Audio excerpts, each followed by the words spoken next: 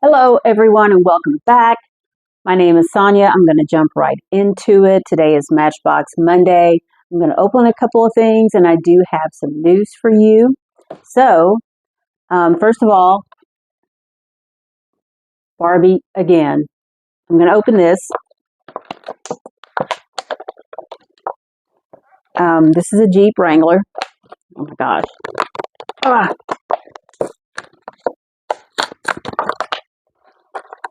It is the 18 JL. Is that a Jeep Wrangler JL? I've never heard of that. I do not keep the cards for these. Come out. And I like these Matchbox collectors, even though I don't really display them that much just yet, because they do come with the box that you can close back up. Pretty cool. And I also like these little line drawings that they have on the side. I like those. And it's got, I guess this is number 19 in the series or whatever. And, they're just neat. You know what I'm saying? Know what I'm saying? Okay. So here's this Jeep. I think it's really cute and pink. The windows are down in the front. Let's see what we got. We have door handle and hinge details, which is pretty neat. Looks like we have a Rubicon on the side. Jeep, tiny Jeep down here. I like these little running boards. Look at the detail on the running boards. It's cool. The hood. And some details. You got your windshield wipers. And then let's see what the lights look like. Oh, not too bad. Got some painted detail here. These guys look like they're stamped or something. Can't really tell. Side mirrors, which, Matchbox does a great job with that. On the back, we have the spare, and we also have some painted light detail here. Got a little bit of exhaust detail on the bottom. Very cute, very nice. I don't know about the wheels, though. It's like a dull gold yellow in there with a silver rim.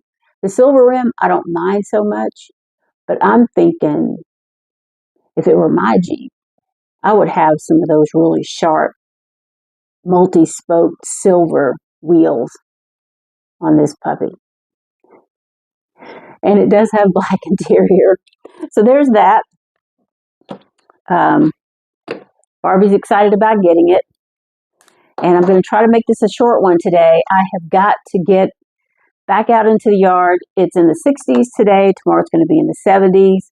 I've got to get my chipper put together because I've started trimming the bushes, and I already have a trailer full of sticks to chip up. And of course, not all of them I can chip up. They're going to be too big, so then I got to turn around and burn them. And guess what? Tomorrow there's a wind advisory, so there won't be any burning tomorrow. And day before yesterday, we had a dry, fire warning type thing. So, anywho, real working rigs. I think this is the newer one. And then I had gotten this one before. So, I'm going to open this one first. This is the Scania Tactical Command Center. And I don't typically keep these cards. I finally got scissors here, guys. I finally pulled the trigger and there's scissors back there, but, they need to be here. So I finally pulled the trigger and brought some spares in here. All right. I don't know anything about this. I forgot to look it up. Let's see if they've given us anything on the back. I don't believe they have. Scania Tactical Command Center. Let's see. We got Matchbox Fire Department. Do you think this is like for, like the fires in California, forest fires, when you have things on that scale, you do need a command center, right? Because you've got all this going on, like the Canadian water planes, and you got people over here doing this, and, so it makes sense to have one of these, and how timely, right? This is El Segundo, California, and it's got tactical command on the side, unit number 25, crew 2, and I've got all that detail. Here it looks like we have a satellite disk, which pops up.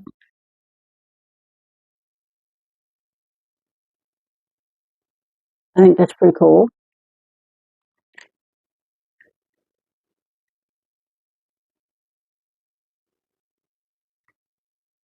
And in the front we have Scania. It's got like a goldish tan interior.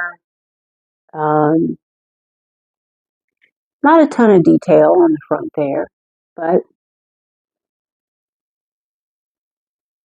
on the back we have Matchbox Unit 25 and Matchbox Fire Department, El Segundo, California.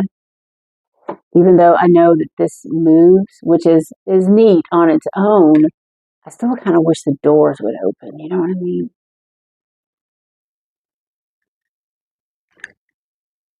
And there we have it. So, this, I'm thinking, it's in the same class kind of thing, but it's the MBX Flame Blaster. And I'm thinking this is not so much a command center, but it is a really hopped up action type truck. Does this thing exist? I'm assuming that it does. Flame blaster. How does that work? What is it? Is it just water? This is the tank? Gosh, I really wish I'd looked this up, but it's been kind of busy. Is there like a special type of substance? Or is it just like a water tank, or does it hook up to something that comes along with it? You know what I mean? So it's got B1, airport, fire, B2 on the side. Look at that. It's got 8 wheels on this puppy. And, detail here. You have E5. These graphics. I mean, it looks really, really high tech. It's got this tent on the front of it, which I would assume is some type of, it's to deflect heat as well. Over here, we've got B3. Oh, let me turn it around. Let me see the other side.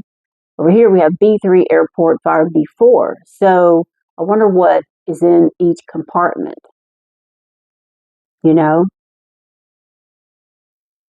Neat. And the rear is just what it is, but this is your moving part here, which is kind of cool. I just love these guys. MBX Flame Blaster. And these are made in Thailand. So, maybe I'll do like a YouTube short and have these guys sitting on, one of the spinners, so you can get a really good look at them. Neat. So let's get to some news. Whew, because that's pretty much all I have to show you today. But I have some news, some serious news. So there is a new diorama boxed set.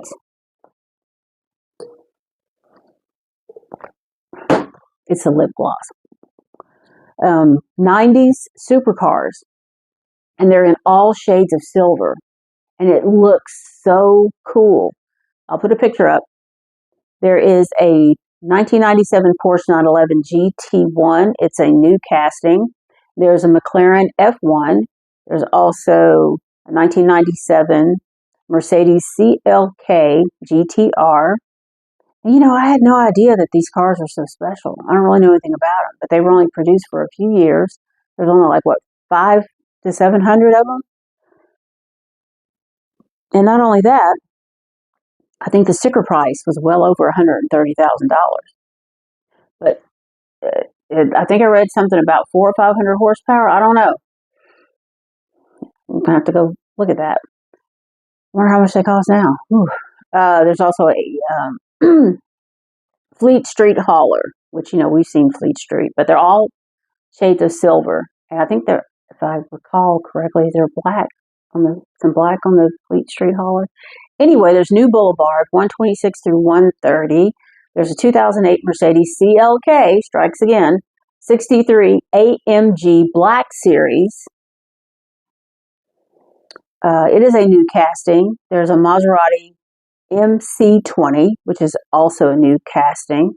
There's a 2024 Toyota Tacoma TRD Pro, which is a new casting as well. Also a 98 Toyota Altezza and a 17 Ford GT. Of course, out of all of these, I think the Maserati looks pretty good though. And it's something different.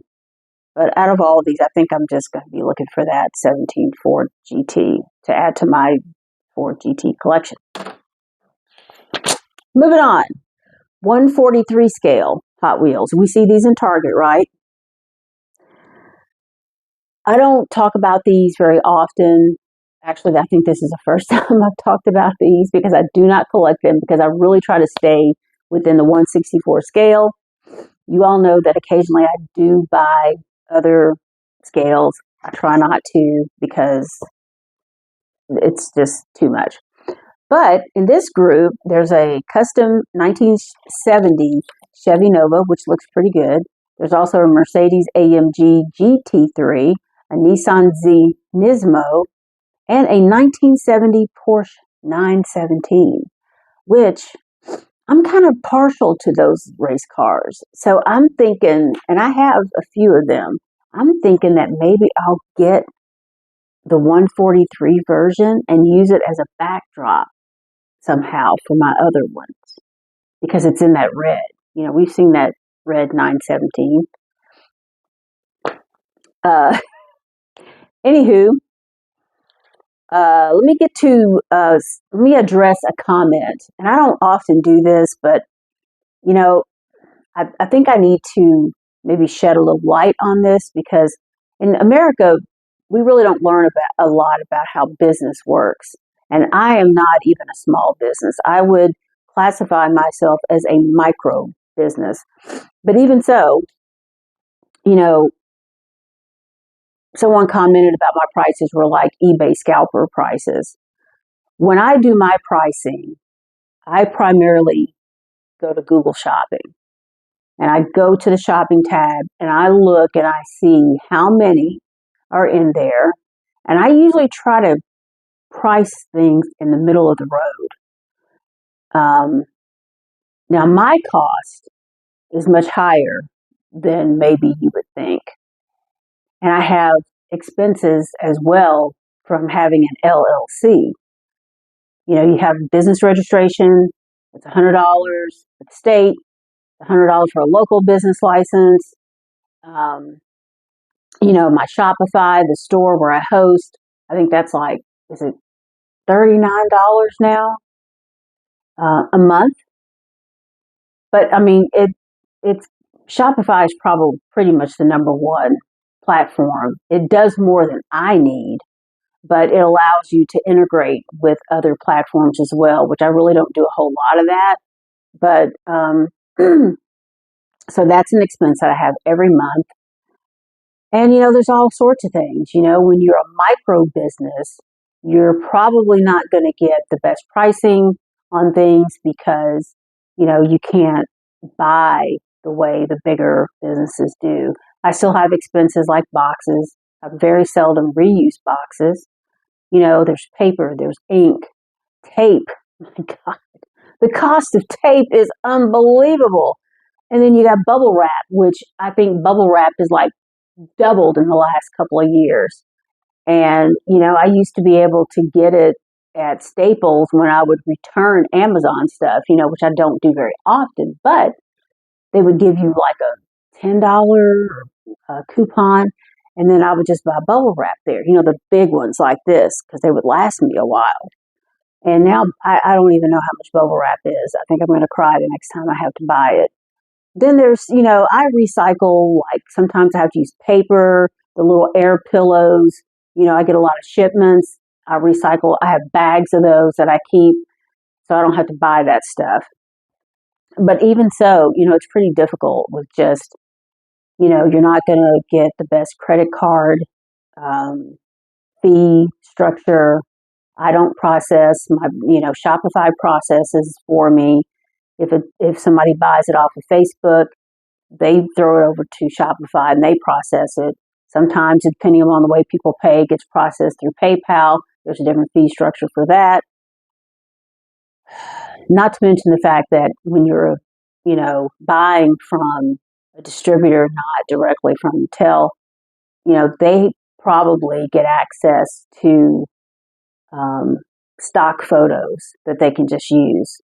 We don't have that option. So I have to take pictures. And, I've been taking like 3 pictures for each listing on my website. And I think I'm going to just go with one because the profit margin is not really worth all the work.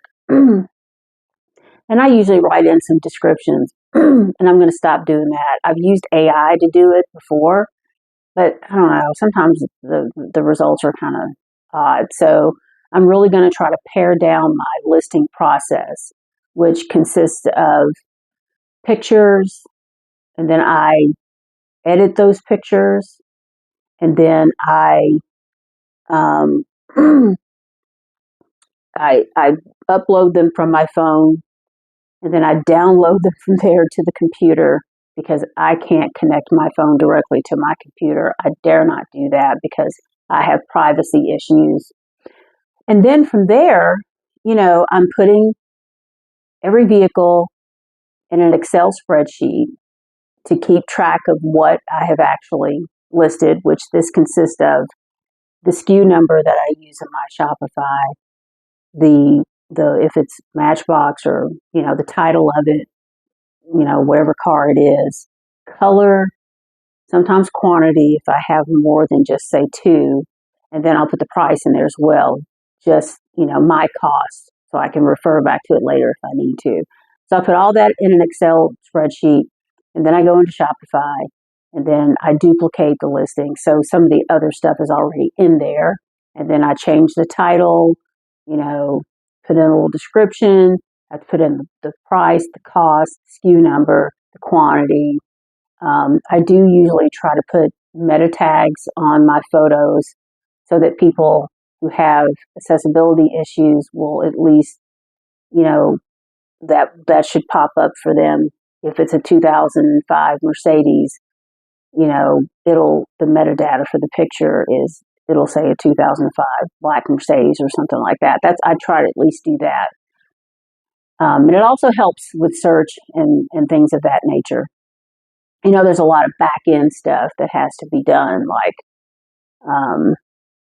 just, my system that I keep after I list them, I promote them on Instagram and things like that.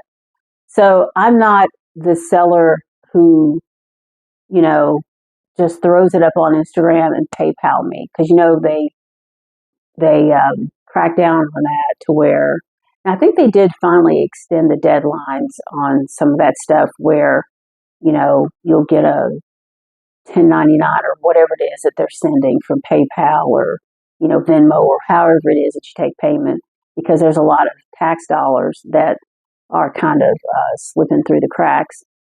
I know that when I first started selling, when I was selling online, I've been doing it for a long time, whether it was on eBay or whatever, when they decided to put sales tax on online sales, and that was a real burden on small business because, I would have to sit there and manually figure out, like, especially if I sold something in Georgia, if I sold something to somebody in Fulton County, I had a sheet to see what their tax rate was, and then I would go pay sales tax based on that. And it was just like the wild, wild west there for a long time. But now they're making, like, Facebook, Instagram, they automatically collect sales tax. eBay does it, so they pay it on behalf of the seller. Part of what you see in eBay pricing is the fact that they're paying about, I haven't looked at it lately, but I would say about 13 to 15% of their sales to eBay. That's a lot when you're talking about a couple dollar car, right? That's a lot. I try to keep my shipping costs down. I see a lot of flat rate shipping from some of these guys that are selling different places. It may be $6 or whatever it is. I try to do it by actual weight, and I try to get pretty close to that. But a lot of people make some money, but you got to cover the cost of your boxing, your boxes, your tape, your ink, your whatever. And so, but some people are making, maybe $2 or $3 off of shipping. That's the reason why shipping is also taxable, because the government knows that, doing that, because eBay was famous for that. Y'all remember those days. So anyway, just to talk about some actual dollar amounts, I believe to have the first to be a distributor with Mattel, the last time I looked, I don't know if the buy-in at one point was like $10,000 or something. Now I think the buy-in is like $20,000 or $30,000 to get a direct account with Mattel. So there's a lot of distributors. There's a lot of people that I don't know where they're getting their prices from. They'll have like wholesale prices. You can buy from them. I buy from one of their distributors. There's a list. People ask me, where do you get your cases from? I don't answer those questions because I had to go dig out that information. And I did some digging, when I got into this. But you can go to one of Mattel's websites, I can't remember exactly where, and it'll give you a list of distributors to buy from. Now, I don't know how often they update that. I don't know. But at any rate, you got to have your sales tax number or business license number or something to prove that you are an actual business. And like I said, as far as sales tax is concerned, even Shopify now, they're starting to automatically collect sales tax. And I would at least pay my sales tax in Georgia. So then you have a separate account over here with the state. And, you have to file a return, a sales tax return, whether you make any sales or not in Georgia. You still have to go file that return. And usually, if you miss about 3 months, they'll come after you, and then you just automatically have to pay $30 for being late, whether you have sales or not. So you got to keep up with that. But anyway, back to the pricing. Where I buy from, I don't remember if there was a minimum, because it's been a couple of years. A lot of times, to establish an account, a wholesale account with a distributor, there may be like a $500 minimum, a $1,000 minimum, maybe a $1,500 minimum. I have occasionally bought from another distributor. Their minimum reorder is $1,000 for e-tailers. If you're an internet business. If you're brick and mortar, I believe it's 500. I can't remember exactly what the other tiers are. So every time you order from them, you have to order $1,000 worth of merchandise. So I very, very, very seldom order from them. And they're a little bit cheaper than the people that I typically order from. But I mean, $1,000 at one time, I just can't handle it. So where I get my cases from, and a lot of other stuff, is their pricing is, say on a case of Hot Wheels, Tier 1, they're $1.31 a piece, a case of 72. So these cases run about 90 something dollars. Then you have shipping. And typically shipping on a case can be anywhere from $13 to $16. I don't know how they do that. I'm small potatoes. They don't give a crap how I feel about shipping. And they'll ship one box, one case by itself. It's very seldom that they will put 2 or 3 items in one big box and send it. That's about, I'd say, in a year's period of time of ordering, that might happen twice. So then the cost goes up that much more because of the shipping. So they're $1.31 for me for Tier 1, and that's for, say, one case. Tier 2, you have to buy 6 cases to get the pricing of $1.26 each.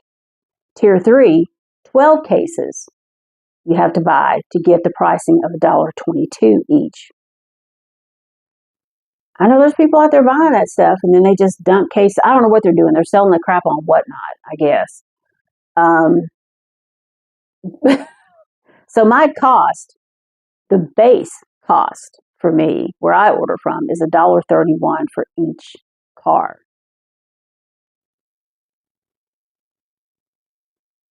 So I'm just going to leave that right there. We all know that, Walmart can sell them for $1.18 a piece, right? Dollar General, these other guys are selling for $1.25. My base cost is $1.31. But where someone like me has an edge is if you're in a state where you don't have any Dollar Generals, which is probably they're everywhere, right? But you have fewer choices. But you have the choice and the ability to go online and buy something that you may never find in your area. And a lot of people are willing to pay a little bit more for that convenience, right? So I just wanted to throw that out there for people, that because it's never as simple as it seems, especially if you're trying to do it the right way.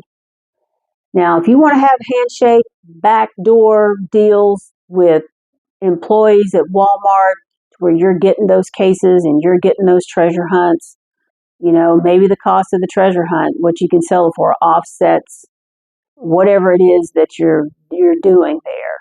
I know people pallet raid, things of that nature. They may have an arrangement with an employee where, hey, give me a call when the case comes in and I'll give you $50 or $20 or whatever that is. Listen, I tried that. You know what? They always look at me with suspicion because it's like, you're doing something wrong, especially as a black female, right? You're not into Hot Wheels. You're doing something skeevy. I don't know what the difference is between this guy over here and me, but hey, whatever.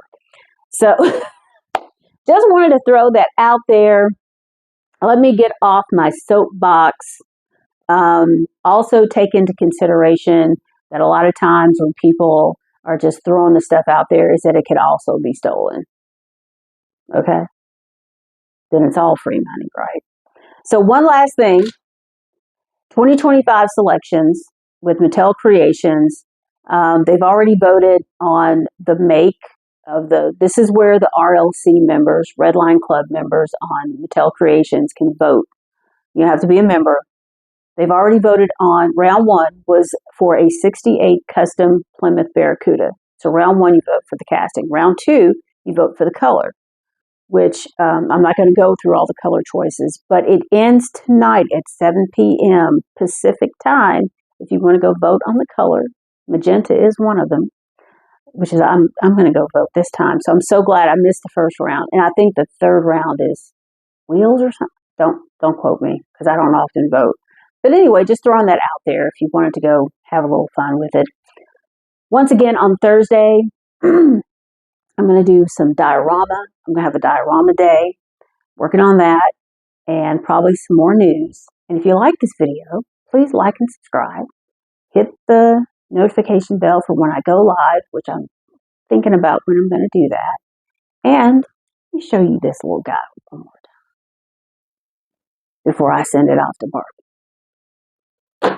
Okay, guys, I hope you have a great and productive week coming up. I will see you on Thursday. Bye.